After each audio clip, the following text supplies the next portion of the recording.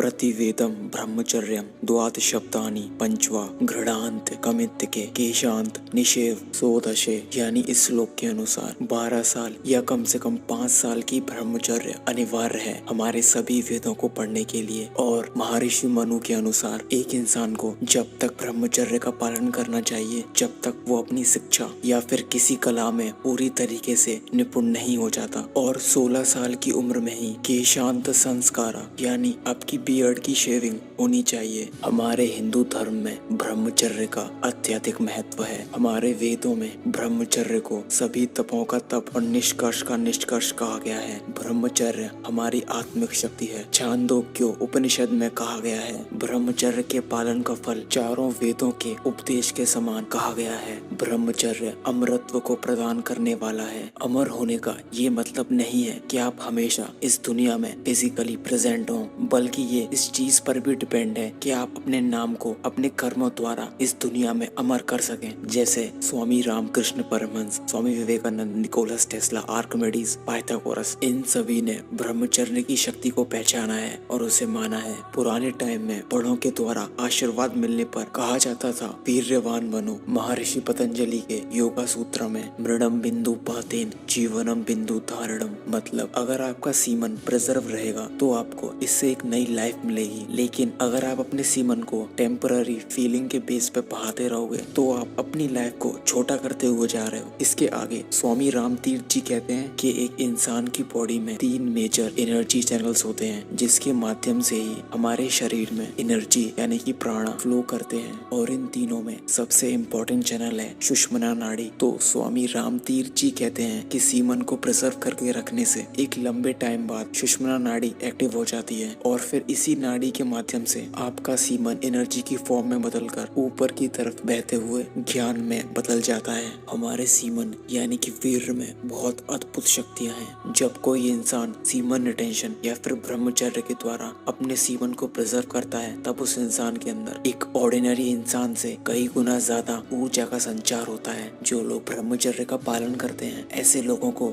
ऋग्वेद में परम वीर और विजयी कहा गया है। ब्रह्मचर्यम परम बलम, यानी जो लोग ब्रह्मचर्य का पालन करते हैं उन्हें परम बल की प्राप्ति होती है। वैदिक शास्त्र और ज्योतिष मुहूर्त में कहा गया है कि सेक्सुअल एक्टिविटी में इन्वॉल्व होने के बाद कोई भी यात्रा या फिर युद्ध नहीं करना चाहिए वरना बड़ी हानि होती है। इसका साफ रीजन ये है कि जब हम किसी ऐसी एक्टिविटी में इन्वॉल्व होते हैं तब हमारी एनर्जी का एक बहुत बड़ा हिस्सा उस टास्क को कंप्लीट करने में चला जाता है और फिर इसी वजह से जब हम कोई दूसरा काम करते हैं तब उसमें हमारे ब्रेन और बॉडी बहुत सुस्ती दिखाते हैं। ऐसे लोग जो ब्रह्मचारी होते हैं उनके चेहरे पे हमेशा एक तेज एक चमक होती है। ऐसे लोगों की इंटेलिजेंस और सिक्स सेंसेस एक ऑर्डिनरी पर्सन से कई गुना ज्यादा होती है। ऐसे लोगों की पर्सनैलिटी एकदम अलग होती है। आप उन्हें हजारों की भीड़ में भी पहचान सकते हो। और इसी बात पर गुरु गोविंद सिंह जी कहते हैं इंद्रिय संयम करो, ब्रह्मचर्य पालो, इससे तुम बलवान होगे और चमकोगे भी। द्वापर युग के सबसे बड़े योद्धा भीष्म पितामह ने कहा था तीनों लोक के साम्राज्य का त्याग करना, स्वर्ग का अधिकार छोड़ देना और इसमें से भी जो आपको सबसे ज्यादा चीज पसंद है उसको भी छोड़ देना, लेकिन कभी ब्रह्मचर्य को भंग मत करना। देखो यार, ब्रह्मचर्य के भी 2 प्रकार होते हैं, एक अखंड ब्रह्मचर्य और एक गृहस्थ ब्रह्मचर्य। तो हम सबसे पहले बात करते हैं अखंड ब्रह्मचर्य, मतलब किसी इंसान को अपनी जनरेशन नहीं बढ़ानी या फिर उसे वंशहीन ही जीना है। मतलब अगर मैं साफ भाषा में कहूँ तो जीने से मरने तक अखंड ब्रह्मचर्य का पालन करना ही इसकी पहचान है, जैसे द्वापर युग के पितामह भीष्म। और अगर किसी इंसान को अपनी जनरेशन यानी वंश आगे बढ़ाने के लिए सेक्सुअल एक्टिविटी में इन्वॉल्व होना पड़े तो उसे गृहस्थ ब्रह्मचारी कहा जाएगा। जैसे वसुदेव श्री कृष्ण, जिन्होंने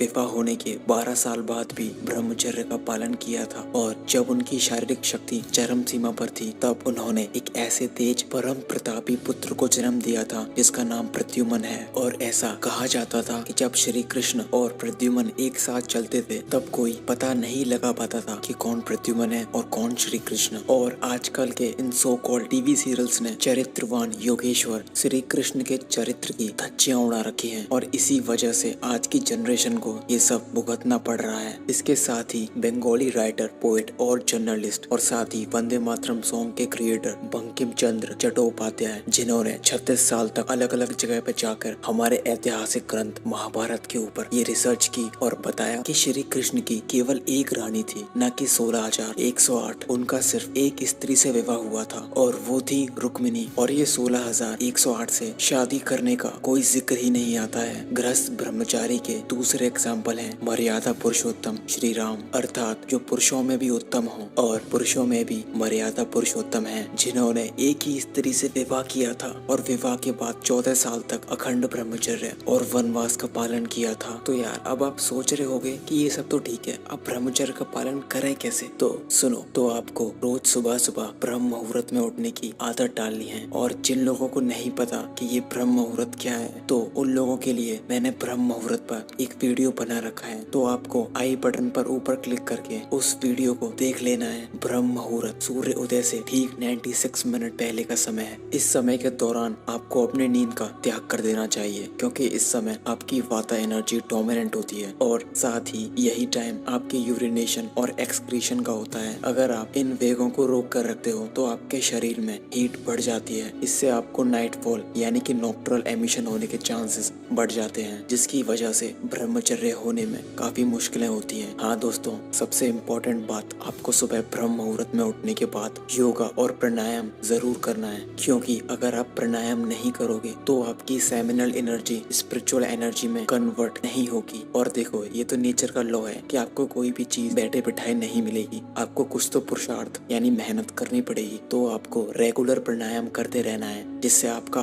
सीमन ओजस में कन्वर्ट होगा, जिससे बनेगी आपकी फाइनेस्ट ब्रेन एंड बॉडी। तो अब हम बात करते हैं फूड डाइट की, कि आपको किस तरह की डाइट ब्रह्मचर्य में लेनी है। आपको तामसिक आहार अपनी डाइट से बिल्कुल बाहर निकाल देना है। तामसिक से मेरा मतलब ये है कि आपको वो भोजन नहीं करना जिससे आपका मन और शरीर बहुत सुस्त हो, जैसे ज्यादा spicy oily foods, garlic, onions, eggs and other non veg items, क्योंकि ये सारे फूड प्रोडक्ट हमारे बॉडी में जरूरत से ज्यादा हीट बढ़ाते हैं, जिसकी वजह से हमारे शरीर की एक्सेस एनर्जी लस्ट यानी कि वासना में बदलती है। और एक बात ध्यान रखना, आपको ज्यादा हैवी फूड कंज्यूम नहीं करने और अपनी डाइट में सीजनल फ्रूट्स को ऐड कर लेना है। और अगर आपको मिल्क कंज्यूम करना भी है तो उसे सूरज छिपने के बाद ही करें, क्योंकि सूरज छिपने के बाद हमारी बॉडी ऐसे एंजाइम सीक्रेट करती है जो कि उस लैक्टिक एसिड यानी मिल्क को डाइजेस्ट कर पाते हैं। और सेकेंडरी रीजन ये है, अगर आप सुबह मिल्क कंज्यूम कर रहे हो तो फिर वो आपको एक्स्ट्रा एनर्जी देगा। अगर आप उस एक्स्ट्रा एनर्जी को यूटिलाइज नहीं करोगे तो फिर वो पूरे दिन आपकी लस्ट यानी वासना को बढ़ा देगा। और हाँ, अगर आपको पूरे दिन ये लगता है कि आपके अंदर लस्ट और सेक्सुअल डिजायर बढ़ रहे हैं तो फिर इस केस में आपको अदरक का एक छोटा सा टुकड़ा च्यू यानी चबाना है। ये आपके सेक्सुअल डिजायर्स को बिल्कुल शांत कर देगा। अब बात करते हैं आपको ब्रह्मचर्य में क्या नहीं करना चाहिए। आप अकेले में कभी न रहें, हो सके तो ज्यादा से ज्यादा टाइम अपने फैमिली के साथ स्पेंड करें। और दूसरा ये है कि आपको सोने से पहले अपने फोन और इलेक्ट्रॉनिक गैजेट से एक दूरी बना लेनी है। सोने से लगभग 1 या 1.5 घंटे पहले ही अपना डिनर कर लेना है। अगर इस दौरान आपको बीच में भूख लगे तो आप मिल्क कंज्यूम कर सकते हो। दोस्तों, ब्रह्मचर्य का मतलब ये नहीं है कि आप अपने सीमन को इजैकुलेट ना करें, बल्कि ब्रह्मचर्य हमें अनुशासन और नियम में रहना सिखाती है। ब्रह्मचर्य के दौरान आपके मन में एक भी सेक्सुअल थॉट नहीं आना चाहिए। और इतना ही नहीं, ब्रह्मचर्य आपको अनुशासन में रहना सिखाती है। आपको अपने से बड़ों को इज्जत देनी है और छोटों से प्यार से पेश आना है। कभी गंदा या फिर अपशब्द नहीं बोलने हैं। यही एक असली ब्रह्मचारी की पहचान है। दोस्तों, अभी भी आपके पास समय है, अपना शरीर बर्बाद मत कीजिए, संभल जाओ, वरना ये वक्त आपको खुद संभाल देगा। तो फिर मैं आशा करता हूँ आप दी हुई जानकारी से सहमत हैं। इस वीडियो को देखने का बहुत शुक्रिया। और मैं हूँ केवी और I am on a mission. मैं एक मिशन पर हूँ। आप लोगों की अच्छी हेल्दी मेरी पहली और आखिरी प्रायोरिटी है। तो भाई लोग, अपना अपना समर्थन जरूर देना इस चैनल को आगे ले जाने में। धन्यवाद। और इसी के साथ this was KV signing out.